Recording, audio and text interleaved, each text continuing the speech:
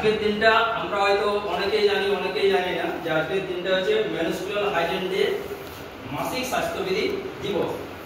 এই দিনটা মোটামুটি আজ থেকে 2013 সালে একটা জার্মান দেশের একটা এনজিও সংস্থা ওয়াস ইউনাইটেড বলে এই কাজটা তারা প্রথম শুরু করেছিল এই বিষয়ে সচেতনতার বিষয়ে।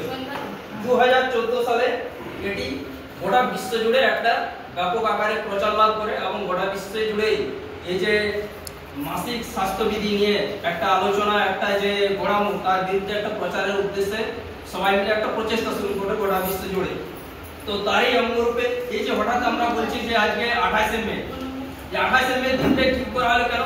কারণ মেয়েদের এই যে মাসিক চক্রটা 28 দিন পর পরই হয়, সেই জন্য 28শে মে দিনটা ঠিক করা হয়েছে। মে মাসটা কেন ঠিক করা হলো? মে মাসটা যেটা 28 দিনে শুরু হলো, আমাদের গড় মোটামুটি 3 থেকে 5 দিন থেকে 5 দিনের গড়, সেই জন্যই আমরা এটাকে পঞ্চম মাসে আর কি এটাকে করছি। এই জন্য আর কি এই দিনটার তাৎপর্যটা হচ্ছে এইখানে। কিন্তু এটার মেন উদ্দেশ্য কি? মেন উদ্দেশ্য হচ্ছে আমাদের যে আমাদের মহিলা পুরুষ নির্বিশেষে এর বিরুদ্ধে একটা সচেতনতা গড়ে তোলা। সচেতনতা কি রকম? যেমন আমরা হয়তো আগেকার দিনে আমরা মহিলারা এই যে যখন আমাদের মেন শুরু হতো তখন কিন্তু আমরা এই যে বিভিন্ন ধরনের টানি নেকড়া, এই যে ছেঁড়া কাপড় এইসব ব্যবহার করতাম।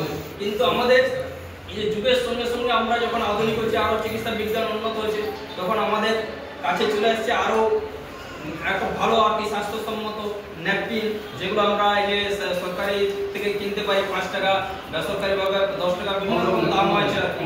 সেটা আমরা কিনে আমরা যদি ইউজ করবো তাহলে আমাদের যে